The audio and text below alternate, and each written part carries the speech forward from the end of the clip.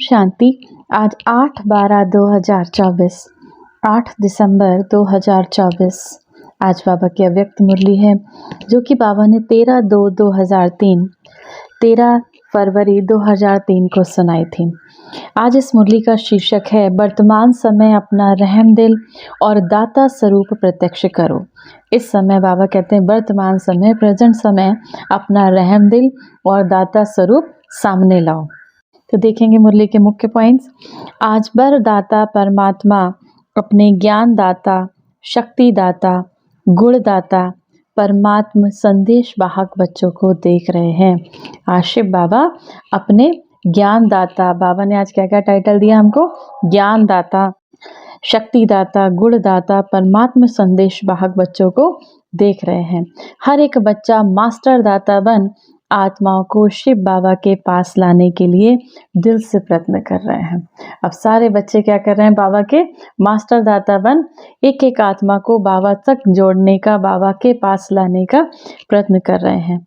अब विश्व में अनेक प्रकार की आत्माएं हैं।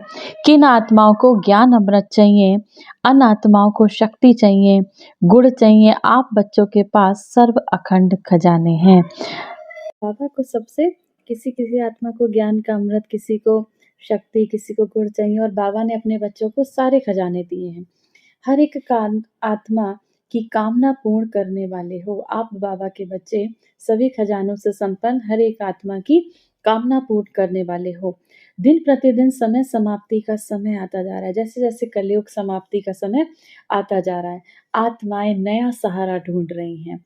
तो आप आत्माएं नया सहारा देने के निमित्त बनी हो। शिव बाबा ने अपने बच्चों को नया सहारा देने के निमित्त बनाया है। एक तरफ बाबा कहते, बाबा बच्चों के उमंग उत्साह को देखकर बहुत खुश होते हैं। एक तरफ आवश्यकता है और दूसरी तरफ उमंग उत्साह है।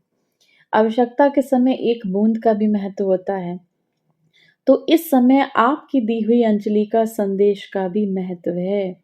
इस समय आप बाबा का संदेश जब जन जन तक पहुंचाते हो, हम जितना माध्यम बनते हैं, बाबा कहते हैं दी हुई अंजलि का भी महत्व है। वर्तमान समय आप सभी बच्चों को रहम दिल और दाता स्वरूप प्रत्यक्ष होने का समय है।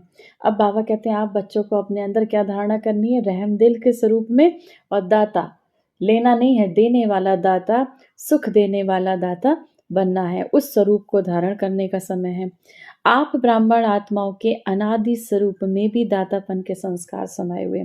हमारा अनादि स्वरूप, जब हम आत्मा परम धाम में बाबा के साथ रहते थे, तो वो हमारा अनादि स्वरूप है। उसमें भी बाबा कहते हैं दातापन के संस्कार हैं। उसमें भी आप सुख शांति के सागर के साथ रहते थे और सुख शांति इस विश्व में फैलाते थे। तो आपका आदि स्वरूप देवता स्वरूप, उसका भी अर्थ है देने वाला। अब देवता स्वरूप पहला हो गया आपका 5 स्वरूपों में, पहला अनादि स्वरूप परम धाम में शिव बाबा के संग शांति के वाइब्रेशन देना। दूसरा हो गया हमारा आदि स्वरूप देवता स्वरूप, देवता भी देने वाले होते हैं। मध्य स्वरूप में पूज्य स्वरूप में चित्र है। अब पूज्य में भी आप वरदान देने वाले हो। मंदिरों में जब पूजा होती है तो भी भगत वरदान मांगते हैं, आशीर्वाद देने वाले दाता रूप में हो। इस समय भी बाबा कहते हैं परमात्म संदेश वाहक बन के विश्व में शिव बाबा की प्रत्यक्षता का संदेश फैला रहे हो। अब हम बाबा के बच्चे कौन, परमात्म संदेश देने वाले, शिव संदेश देने वाले बाबा के बच्चे विश्व में परमात्मा शिव बाबा की प्रत्यक्षता का, कि बाबा आया हुआ है, ये संदेश फैला रहे हैं। तो हर एक ब्राह्मण बच्चा चेक करो, अनादि आदि दातापन के संस्कार हर एक के जीवन में सदा इमर्ज रूप में रहते हैं। दातापन के संस्कार वाली आत्माओं की निशानी है, वह कभी भी ये संकल्प मात्र भी नहीं करते कि कोई दे दे, कोई करे तो करे, नहीं, निरंतर खुले भंडार है। अब जो दातापन के संस्कार जिनके अंदर होंगे, वो ये नहीं सोचेंगे कि ये मेरे साथ कुछ करे, ये हमें सुख दे तब हम देंगे। नहीं, बाबा कहते हैं दातापन के संस्कार वाले बच्चे रहम दिल बनकर सभी को सुख के, शांति के वाइब्रेशन सदा देते चलते हैं। दातापन के संस्कार वाले को सर्व तरफ से सहयोग प्राप्त होता है, न सिर्फ आत्माओं द्वारा लेकिन प्रकृति भी सहयोगी बन जाती है। जब दातापन के, जब हम सुख के, शांति के वाइब्रेशंस, प्रेम के वाइब्रेशंस अपने कर्म से, अपने चलन से सभी को देते हैं, तो प्रकृति भी हमारी सहयोगी बन जाती है। ये सूक्ष्म हिसाब है कि जो सदा सदाता बनता है उस पुण्य का फल समय पर सहयोग, समय पर सफलता उस आत्मा को सहज प्राप्त होता है। इसीलिए सदा दातापन के संस्कार इमर्ज रूप में रखो। इसीलिए सदा दातापन के संस्कार, देने वाले संस्कार सदा इमर्ज रूप में रखो। सभी को सुख शांति के वाइब्रेशंस देते रहो। पुण्य का खाता 1 का 10 गुना फल देता है। तो सारा दिन में नोट करो, हमने संकल्प द्वारा अपने मन से, वाणी से, संबंध संपर्क में द्वारा पुण्य आत्मा बन पुण्य का खाता कितना जमा किया। संकल्प द्वारा, वाणी द्वारा, संबंध संपर्क द्वारा पुण्य आत्मा बन पुण्य का खाता हमने कितना जमा किया। मनसा सेवा भी पुण्य का खाता जमा करती है। वाणी द्वारा किसी कमजोर आत्मा को खुशी में लाना, परेशान को शान की स्मृति में लाना, दिल शिकस्त आत्मा को अपनी वाणी द्वारा उमंग उत्साह में लाना, संबंध संपर्क से आत्मा को अपने श्रेष्ठ संग के रंग का अनुभव कराना। इस विधि से पुण्य का खाता जमा कर सकते हो। इस जन्म में इतना पुण्य जमा करते हो जो आधा कल्प पुण्य का फल खाते हो। इस समय तुम इतना पुण्य जमा करते हो जो कहते हैं बाबा आधा कल्प आप पुण्य का फल खाते हो। आधा कल्प आपके जड़ चित्र पापी आत्माओं को वायुमंडल द्वारा पापों से मुक्त करते हैं, पतित पावनी बन जाते हो। तो बाबा हर एक बच्चे का जमा हुआ पुण्य खाता देखते हैं। बाबा हम बच्चों का इस जन्म में जो हम पुरुषार्थ करते हैं, जो बाबा को याद करते हैं, जो बाबा से योग लगाते हैं, तो बाबा कहते हैं आधा कल्प आपको उसका फल मिलता है। तो बाबा हमारे जमा का खाता देख रहे हैं। अब बाबा कहते हैं आप बच्चों के दृढ़ संकल्प में बहुत शक्ति है। आप अगर बाबा के बच्चे अगर कुछ चाह लें तो उसे पूरा करके रहते हैं। अगर ब्राह्मण दृढ़ संकल्प करे तो क्या नहीं हो सकता, सब हो जाएगा। सिर्फ योग को ज्वाला रूप बनाओ। क्या करना? अपने योग को ज्वाला स्वरूप बनाओ। बाबा से योग करके, बाबा से योग लगा के अपने को आत्मा समझ शिव बाबा को ऐसे याद करो कि आपके उस योग की अग्नि से आपके सारे विघ्न जल कर नष्ट हो जाएं। तो योग ज्वाला रूप बन जाएगा। ज्वाला के पीछे आत्माएं स्वतः ही आ जाएंगी, क्योंकि ज्वाला लाइट मिलने से उन्हों को रास्ता दिखाई देगा। अभी योग तो लगा रहे हैं, लेकिन योग ज्वाला रूप होना है। सेवा का उमंग उत्साह अच्छा बढ़ रहा है, लेकिन योग में ज्वाला रूप अभी अंडरलाइन करना है। अभी आज की मुरली में क्या अंडरलाइन हमको करना है? योग को हमें ज्वाला स्वरूप बनाना है। योग को और शक्तिशाली बनाना है। आपकी दृष्टि में ऐसी झलक आ जाए जो दृष्टि से कोई न कोई अनुभूति का अनुभव करे। पापा बच्चों से कहते हैं कि ब्राह्मण आत्माएं भी वर्तमान वायुमंडल को देखकर डरते तो नहीं हो। अभी इस समय जो वर्तमान का वायुमंडल है, इस समय प्रकृति भी के पांचों तत्व भी तमो प्रधान बन चुके हैं। चारों तरफ तराई तराई है। तो बाबा कहते हैं ऐसे वायुमंडल को देखकर आप डरते तो नहीं हो। कल क्या होगा, कैसे होगा, ये तो नहीं सोचते।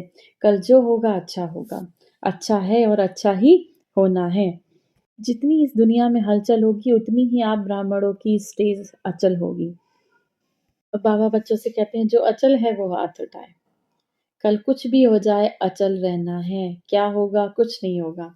आप ब्राह्मणों के ऊपर परमात्मा छत्र छाया है। सबसे बड़ी अच्छी लाइन अंडरलाइन करेंगे। आप बाबा के बच्चों के ऊपर किसकी छत्र छाया है? स्वयं परमात्मा शिव बाबा की छत्र छाया है। तो जैसे वाटर प्रूफ, कितना भी वाटर होता है, कितना भी पानी होता है, तो भी वाटर प्रूफ चीज क्या होती है? उसमें पानी नहीं जाता। ऐसे ही कितनी भी हलचल हो, लेकिन ब्राह्मण आत्माएं परमात्म छत्र छाया के अंदर सदा सेफ है। बेफिक्र बादशाह हो। बाबा कहते हैं आप सब बाबा के बच्चे कौन हो? बेफिक्र बादशाह हो ना। अपसेट होना ही यथार्थ सीट पर सेट नहीं। जब आत्मिक स्थिति में नहीं रहते हो तभी अपसेट होते हो। सीट पर सेट जो है वह स्वप्न में भी अपसेट हो नहीं सकते। तो बाबा आपसे कंबाइंड है। जब सर्वशक्तिमान आपसे कंबाइंड है तो आपको क्या डर है? बाबा कहते हैं अपसेट नहीं होना। जब परमात्मा शिव बाबा आपसे कंबाइंड है, जब सर्वशक्तिमान आपसे कंबाइंड है, तो किस बात का डर? अकेला समझेंगे तो हलचल में आ जाएंगे। कंबाइंड रहेंगे तो कितनी भी हलचल होगी, लेकिन आप अचल रहेंगे। जब बाबा से कंबाइंड रहेंगे तो भले ही दुनिया में कितनी हलचल हो रही हो, लेकिन आप अचल रहेंगे। और क्या करना, बाबा कहते हैं आत्माओं को संदेश द्वारा अंजलि देते रहेंगे तो दाता स्वरूप में स्थित रहेंगे। जितना हम इस बाबा का संदेश देंगे, जितना ही इस दुनिया में सुख के, शांति के, पवित्रता के वाइब्रेशन फैलाएंगे, उतना दाता स्वरूप में स्थित रहेंगे और दातापन के पुण्य का फल शक्ति मिलती रहेगी। चलते फिरते अपने को आत्मा करण करावनहार, और ये कर्मेंद्रियां करणहार कर्मचारी हैं। ये आत्मा की स्मृति का अनुभव सदा इमर्ज रहे। चलते फिरते क्या, कि मैं आत्मा मालिक हूँ और ये कर्मेंद्रियां कर्मचारी हैं। तो ये जो हमारा आत्मिक स्मृति का, बाबा कहते हैं ये जो अनुभव है ये सदा इमर्ज रूप में हो। ऐसा नहीं कि मैं तो हूं ही आत्मा, नहीं, स्मृति में रहे ये हमें हर पल। बाबा कहते हैं श्वासोश्वास रहे कि मैं आत्मा हूँ। बार बार चेक करना है, मैं आत्मा करावनहार होकर कर्म करा रही हूँ। जैसे राजा अपने कर्मचारियों को ऑर्डर में रखते हैं, ऑर्डर से कार्य कराते हैं, ऐसे ही मैं आत्मा इन कर्मेंद्रियों से कर्म करा रही हूँ। माया के ऑर्डर में नहीं रहेंगी। अगर आप कर्म, आपकी कर्मेंद्रियां, बाबा कहते हैं आप राजा बन के आत्मा से कार्य कराओगे तो आपकी कर्मेंद्रियां ऑर्डर में चलेंगी। इसीलिए सदा हर कर्मेंद्रियों को अपने ऑर्डर में चलाओ। तो फिर ऐसा नहीं कहेंगे कि बाबा हम चाहते तो नहीं थे लेकिन हमसे ये गलती हो गई, हम देखना तो नहीं चाहते थे देख लिया, हम बोलना तो नहीं चाहते थे बोल दिया। कर्मेंद्रियों पर अगर ऑर्डर रहेगा तो हर शक्ति भी आपके ऑर्डर में रहेगी।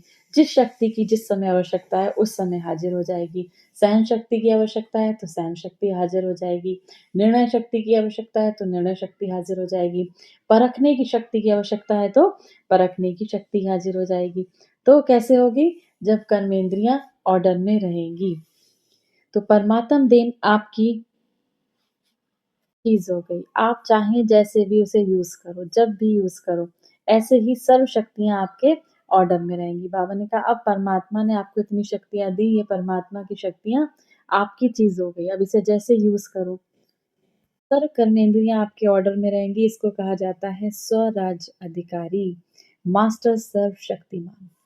मास्टर सर्वशक्तिमान और स्वराज अधिकारी की क्या परिभाषा बाबा ने दी, जब आपकी सभी कर्मेंद्रियां आपके ऑर्डर में चलती हो, जब आत्मा मालिक होकर कर्म कराती हो तो उसको कहेंगे स्वराज अधिकारी और मास्टर सर्वशक्तिमान। मास्टर सर्वशक्तिमान भी हैं और स्वराज अधिकारी भी हैं। अच्छा, फिर बाबा ने बच्चों का ड्रिल कराई। बाबा कहते हैं बाबा बच्चों की ड्रिल कराएं, अभी अभी 1 सेकंड में निराकारी आत्मा बन, निराकारी परमात्मा शिव बाबा की याद में लवलीन हो जाओ। 1 सेकंड में अपने को आत्मा समझ, प्रकृति के मध्य चमकती हुई मैं आत्मा निराकारी परमात्मा शिव बाबा की याद में स्थित हूँ। तो बाबा ने ये मन की एक्सरसाइज कराई और बाबा ने कहा इस मन की एक्सरसाइज को बीच में बार बार करते चलो। अच्छा, चारों ओर के सर्व स्वराज अधिकारी, सदा साक्षीपन की सीट पर सेट रहने वाली अचल अडोल आत्माएं, सदा दातापन की स्मृति से सर्व को ज्ञान शक्ति गुण देने वाले रहम दिल आत्माओं को सदा अपने चेहरे से शिव बाबा का चित्र दिखाने वाले श्रेष्ठ आत्माओं को सदा खुश नसीब खुशनुमा रहने वाले रूहे गुलाब, रूहानी गुलाब बच्चों को बाबा का याद प्यार और नमस्ते। वरदान है कर्म योगी बन, हर संकल्प बोल और कर्म श्रेष्ठ बनाने वाले निरंतर योगी भव। कर्म योगी बनकर हर संकल्प को, बोल को और अपने कर्मों को श्रेष्ठ बनाने वाले निरंतर योगी भव। कर्म योगी आत्माएं जो कर्म करते करते बाबा के योग में रहते हैं, वैसी कर्म योगी आत्माओं का हर कर्म योग युक्त होगा, युक्ति युक्त होगा। अगर कोई भी कर्म युक्ति युक्त नहीं होता तो समझो योग युक्त नहीं। अगर साधारण व व्यर्थ कर्म हो जाता है तो निरंतर योगी नहीं कहेंगे। कर्म योगी अर्थात हर सेकंड, हर संकल्प, हर बोल सदा श्रेष्ठ हो। कर्म योगी अर्थात हर सेकंड, हर संकल्प, हर बोल सदा श्रेष्ठ हो। श्रेष्ठ कर्म की निशानी है स्वयं भी संतुष्ट और दूसरे भी संतुष्ट। श्रेष्ठ कर्म की निशानी है स्वयं भी संतुष्ट और दूसरे भी संतुष्ट। ऐसी आत्मा ही निरंतर योगी बनती है। स्लोगन स्वयं प्रिय, लोकप्रिय, प्रभु प्रिय आत्मा ही वरदानी मूर्त है। स्वयं प्रिय, लोकप्रिय और प्रभु को प्रिय रहने वाली आत्मा ही वरदानी मूरत है। ऐसी आत्मा ही वरदान देने वाली वरदान की मूरत है। आज की मूल्य से सम्मान का अभ्यास करेंगे। मैं मास्टर सर्वशक्तिमान कर्म योगी आत्मा हूँ। कर्म करते करते अभ्यास करना है। बाबा ने कहा, मैं आत्मा कर्म करावनहार बनकर इन कर्मेंद्रियों से कर्म कराने वाली हूँ। आत्मा मालिक हूँ, ये कर्मेंद्रियां कर्मचारी हैं। तो बार बार इससे बाबा कहते हैं, मैं आत्मा हूँ ही नहीं, मैं आत्मा हूँ। इसको अपनी स्मृति में, अपने संकल्पों में, अपने जीवन में धारण करना है। साथ ही साथ बाबा ने विशेष एक बात अंडरलाइन कराई। अब हमें योग कैसा करना है? ज्वाला स्वरूप, ज्वाला स्वरूप योग को अपने जीवन में अपनाकर अपने विकर्मों का विनाश करना है। अच्छा, ओम शांति।